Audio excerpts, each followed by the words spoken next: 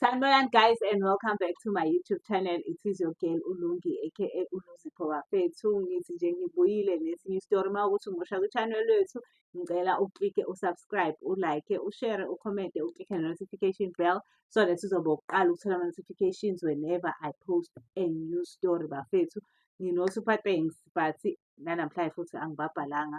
I'll make sure ukuthi tomorrow nakanjani nakanjani ngiya-announce o-super thanks bethu esinabo. But nami uma uthi uyathanda ukusipha u-super thanks ukhona laphaya kuma-options akho, uyakwazi ukuthi ukhethe le option ehambisana nabo bafethu. Siyaba-appreciate-a kakhulu. uNkulunkulu nje anibusise in advance nisazoba-senda-ke. Koda-ke nje okukhulu ngakho ukuthi asiwaskiphi ama-adverts bafethu, siyayibuka nje from iqala ividiyo ize iyophela, asiskiphi lutho. Without wasting your time, another day, another story. So isitori sethu sanamhlanje simayelana noGayi. Uthi uGayi welungi ngaze ngahlukumezeka emoyeni. Hayibo ngithi mina hayibo kanjani manje? Uthi yo bra mina ngani kade ngiwumuntu. Uthi yabo nje ngangumuntu engingamhambeli kahle izinto empilweni. Uthi nganginalo mngani, yabo umngani ogcine sefana nobhuti wakho.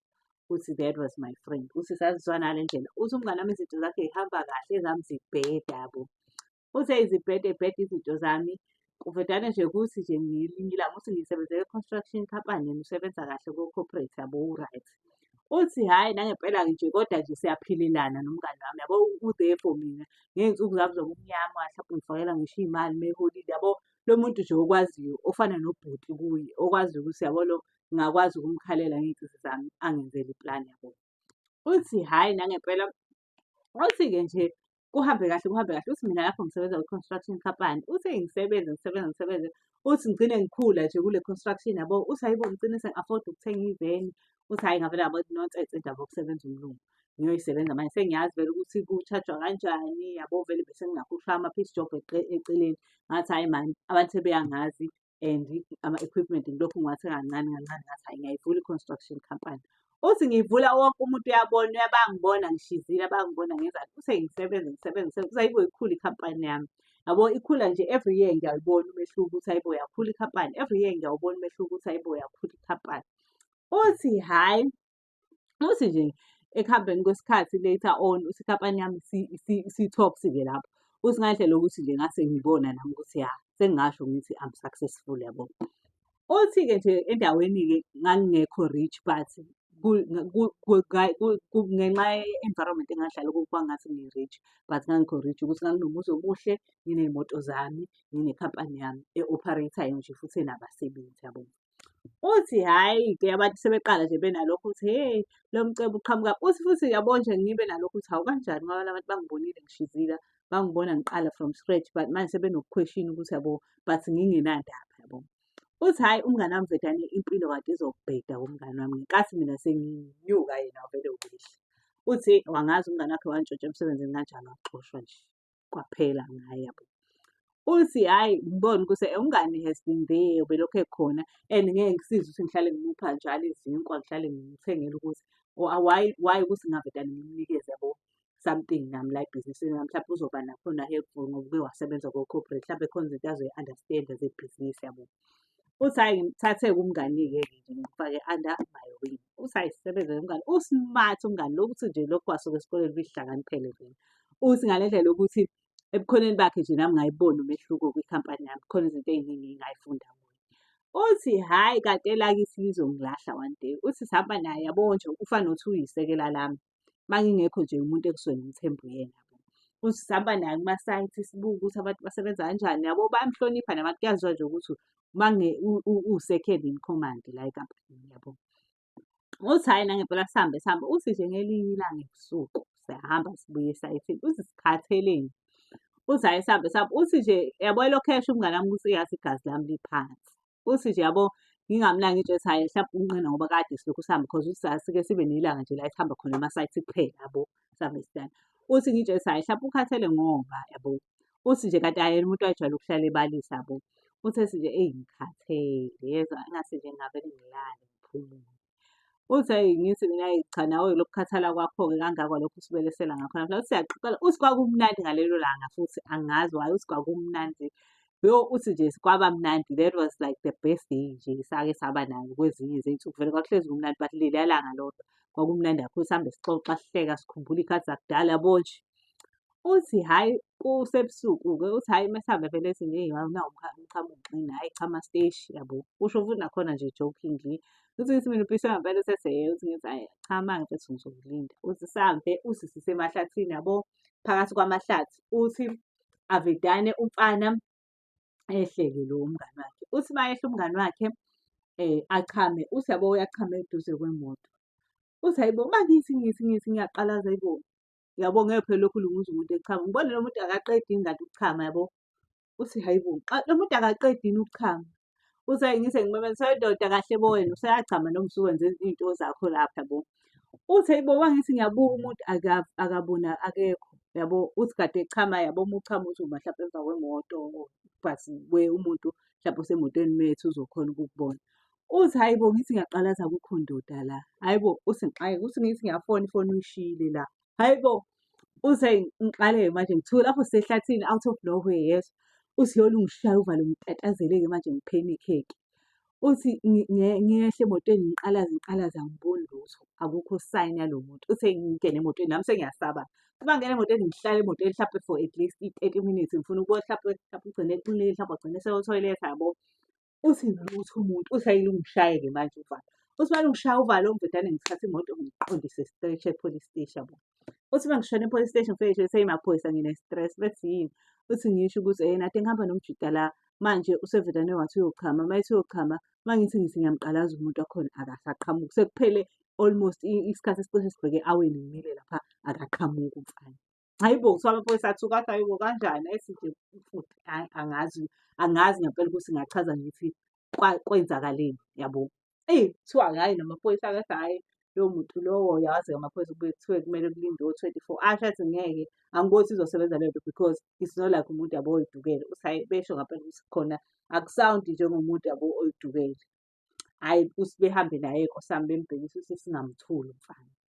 Uthi ngivele ngidunyelwe ikhanda yezwa. Uthi hhayi ngihambe-ke. Uthi uma ngihamba ngiye kwifemeli yakhona ngifike ngichaze ukuthi hayibo nginenkinga la kanje.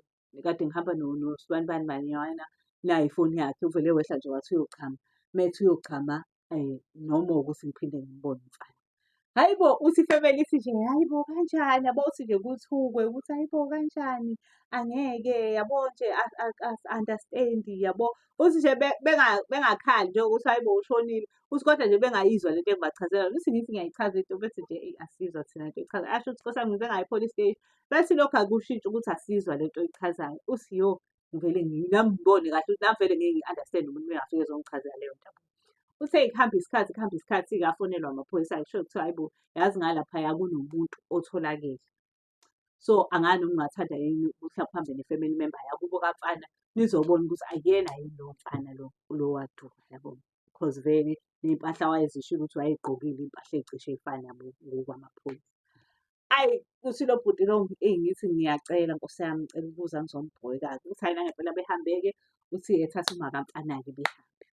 Uthi nje yabo vele sengikhulunywa kabi vele already kade ngivele ngingathandisiseki endaweni yabo.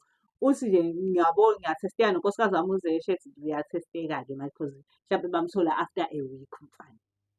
Utheni masifika lapha unjani umuntu uthi you cannot even recognize akabona ebusweni abukho ubuso nje abukho. Yabo umuntu ongekho ebusweni abukho ubuso. Into ehliphekile nje ethi ongayazi ukuthi ungayichaza uthini yabo. Uthi ngivele ngithuke uthi kwayikhona ukuthi uyena ngabona ngey'mpahla mina cause ayikho enye into engangamrecognize ngayo. As much as sawubanga isikhathi eside but angingenayo into ewumaka hlampe ukuthi unobuso . Uthi ngabona ngey'mpahla ukuthi uye. Uthi kodwa ayikho into ekhona nje ephelele yonke into. Uthi nje uyabo udliwe yinto ethize lo mfana. Uthi avele a-scream-e uma wakhe akhale. Uthi ekukhale ngithi ngiyambamba uma wakhona vele engidudulelile eyakhala. Hhayi kuze kulekelele wona amaphoyisa-ke ukuthi amkhothole mina uma wakhona akasafuni nokungibona. Uthi lapho uma wakhona bengithathisa okwengane yakhe cause ubonile ukuzwana kwethu nengane yakhe. Uthi nje umama evele engidudulelile. Uthi lungishaye-ke manje nami uvalo ukuthi hayibo sesiyizitha futhi manje sifike la sihamba sonke and then all of a sudden uma akasangifuni kodwa futhi ngi-understand ukuthi hayibo. Uthi nami ngikhale sengikhaliswe ukuthi hayibo lo muntu owehla nje eyochama usenjena yabo. Uthi hhayi le nto ukuthi kuhanjwe-ke kuyiwe e-police steshi-ke besho ukuthi nje le nto le khona into emdlile nje ku-obvious ukuthi khona into emdlile yabo. Hhayi kuthiwa ungawakhona abuyele emuva-ke kushuthi afike etshela ifemeli. Uthi indawo yonke kufyume abantu bebe-furious kuthiwe nje ngeke akekho nje umuntu uthi nje ngiye khona uthi abantu umama wakhona nje akangivisi but nje unalento nje ukuthi akafuni ukungibona phambi kwamehlo akhe angazi ukuthi kwakwenzakalani. Uthe ngikhulume-ke nabantu bakhona-ke ngibatshele ukuthi guys as umuntu obesebenza under ikhampani yami plus umuntu obe-close and umuntu obenesikhundla I will take care plus ubehamba nami. I will take care of yonke indaba yemingcwabo nani nani nani yabo. Hhayi uthi nje futhi bebe-right bevuma ukuthi okay uzonakekeleka yabo. Ukuthi kube uyena ozonakekela iy'ndleko zomngcwabo.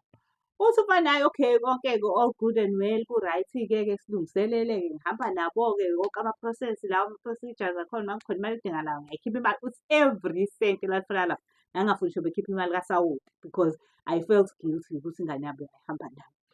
Uthi hhayi kuhamba isikhathi futhi engcwatshwe umfana. Uthi nje umfana aqeda nje ukungcwatshwa futhi efona amaphoyisa. Hhayi efona amaphoyisa alentuzeke-ke. Uthi-ke mese asho ngamaphoyisa sesithole okunye futhi la ukuthi ehene ngathi kunenyoka kutholakala umebuzo wenyoka ngala umfana atholakale khona omkhulu like o-massive ngale ndlela yokuthi kushuthi siyasola ukuthi lapho ungabe udliwe inyoka engabe kwenzekeni nobody knows.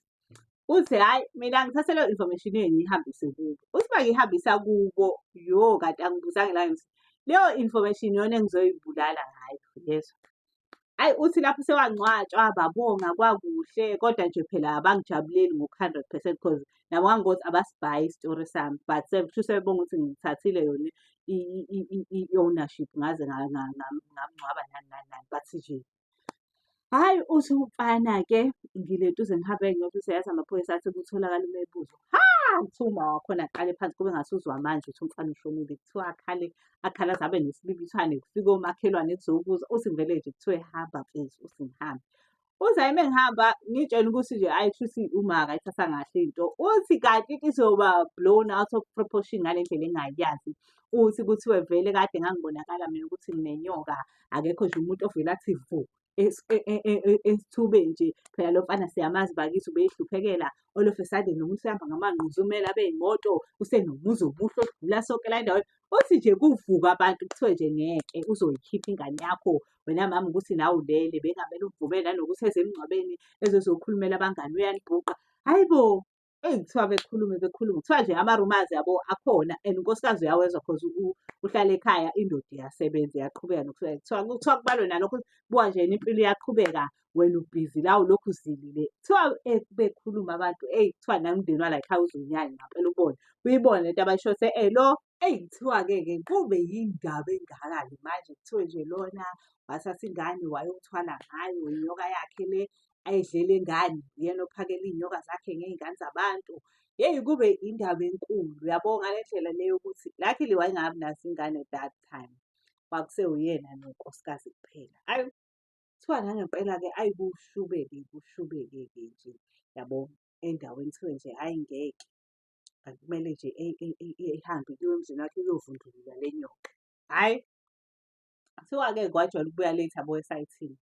Kuthiwa-ke umphakathi uhlangane-ke manje kuthiwe hlangana Zulu kuyokhishwa inyoka kuyobhekwa le nyoka le emzini walo bhuti. Hhayi ngoba kuthiwa nje unayo inyoka yabo. Kuthiwa nangempela buze kumphakathi awazi umphakathi. Kuthiwa kube khona lo mama onesihe nje avele afonele unkosikazi amtshela ukuthi sisi uma kuwukuthi ukhona endlini ngicela uzame indlela yokuthi ufonele umyeni wakho uphume ubaleke ngoba kuza abantu inqwaba lapho and angazi ukuthi bazofike bekwenzeni ngoba uwedwa nje lapho angazi ukuthi bazokugilani.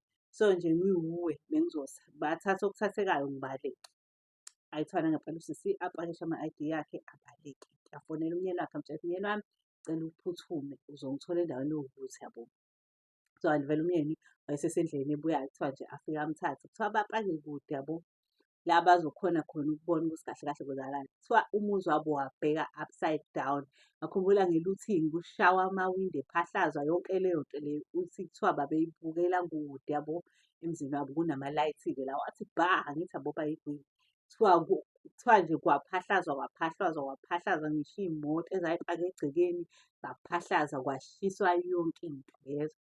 and baqala isikhathi esi-right kuthiwa imoto ayinazo sayihamba ama-site but zayibuya but yena wayebuya kugcina yabo because kwakumele ihambe ibuka ukuthi yonke into ihambe kahle yini yabo.